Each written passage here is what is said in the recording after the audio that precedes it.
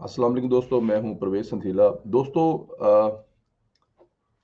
बताने वाले बताते हैं कि इमरान खान नियाज़ी जो है अपने मोहसिनों के साथ वो करता है जो दुश्मनों के साथ भी नहीं करना चाहिए।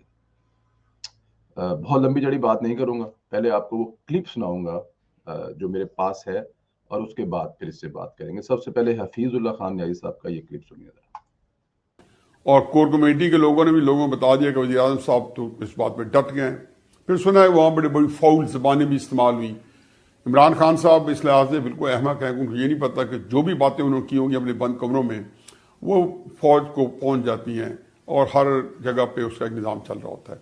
इसमें तो खैर कोई जो है ना हैरत की बात नहीं है कि हमारा जो निज़ाम है ISI का या MI का, कि वो जहाँ उनको दिलचस्पी हो तो उनके कमरे क्या, उनके बेडरूम्स क्या, हर जगह, बल्कि वहाँ जो कोई ऐसी मीटिंग हो रही होती है तो उनके बंदे भी वहाँ मौजूद होते हैं।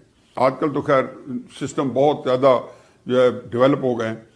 तो वज़ीर आज़म साहब ने जो गंदी ज़बान वहाँ इस्तेमाल की वो बाजवा साहब तक वो भी पहुँच गई, और वहाँ पे तो खैर बड़ी बतले हुर्रियत बहुत सारे मौजूद थे। उन्होंने कहा जी डट जाएं वज़ीर आज़म साहब, और इस दफ़ा मौका है, और असेंबली डिज़ोल्व कर दें और आर्मी चीफ को डिसमिस कर दें। ये सारी वो बातें उनकी कोर कमेटी के अंदर होती रहीं और ये सारी बातें 12 वहाँ पहुँच गई थी। यानी कि ये बातें जो कि उनके आमने सामने होती हैं तो शायद और तरीके से होती हैं, लेकिन जब इस तरीके से हुई तो बाकायदा उसको उसी तरीके से किया, लेटर स्पिरिट में ले लिया गया कि ये इस इंतहा तक पहुँच जाते हैं।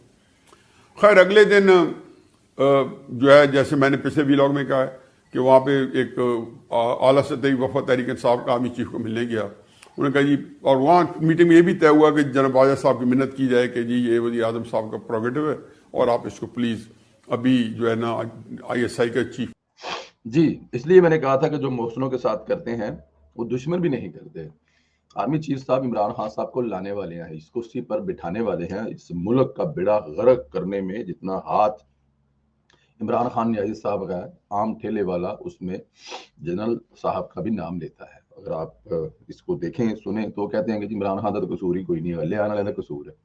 तो क्या जो लेके आए थे आज इमरान खान उनकी दाढ़ी के बाल नोच रहा है? क्या इमरान खान ने जो मीटिंग में बातें की होंगी वो क्या बातें की होंगी? अगर मैं और आप बैठे हों और जिससे मेरी लगती फपती हो, उसके खिलाफ हम किस तरह की जुबान इस्तेमाल करेंगे? क्या कहेंगे उसको? अच्छी बातें नहीं करेंगे ना। क्या करेंगे? गालियां निकालेंगे। क्या करेंगे? तेनों वेख लांगा मैं छड्डांगा नहीं। क्या बातें होती होंगी? इमरान खान साहब ने जो बातें की हैं वो यहाँ पर बातें करने वाली नहीं है, बताने वाले बताते हैं।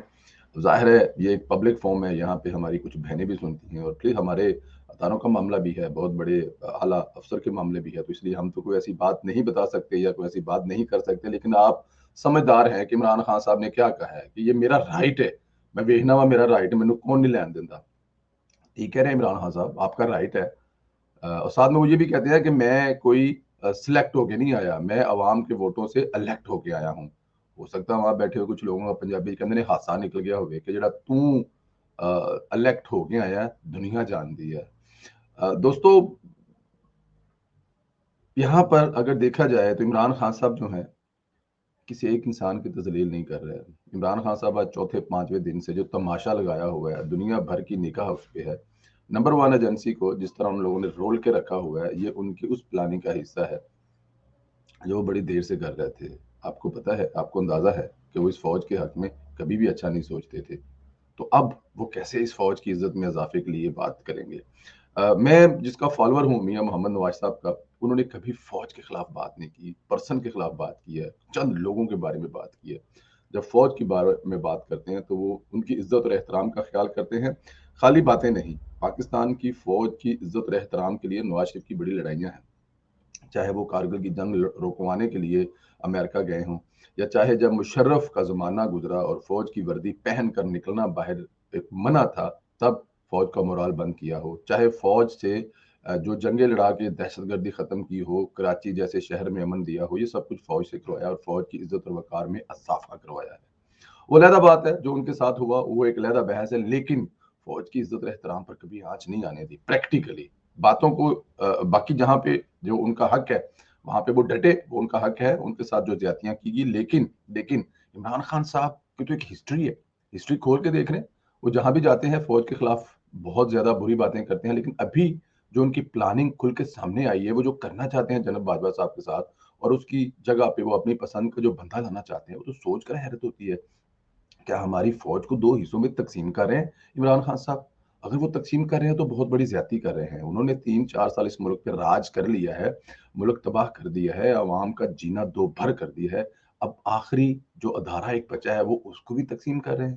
وہ اس کے بارے میں اندر کیا سوچتے ہیں، کیا رکھتے ہیں، کیسے عمران خان صاحب انٹرویو کریں گے؟ اور باقی حفیظ اللہ نیاز صاحب کی باتیں سن لی آپ نے. حفیظ اللہ نیاز صاحب کی جو میرا جو یوٹیوب چینل ہے، اس کے اوپر جو سب سے اوپر پہلی ویڈیو لگی ہوئی ہے وہ حفیظ اللہ نیاز صاحب کی ہے.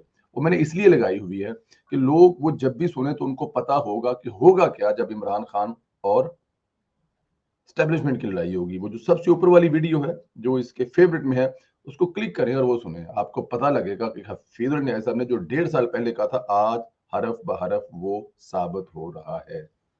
اللہ تعالیٰ کی ذات خیر کرے میرے سونے ملک پر. اللہ تعالیٰ کی ذات اس لٹیرے سے، اس ملک دشمن عمران سے میری قوم کو محفوظ رکھے اور اس کے شر سے پاکستان کی فوج کو محفوظ رکھے.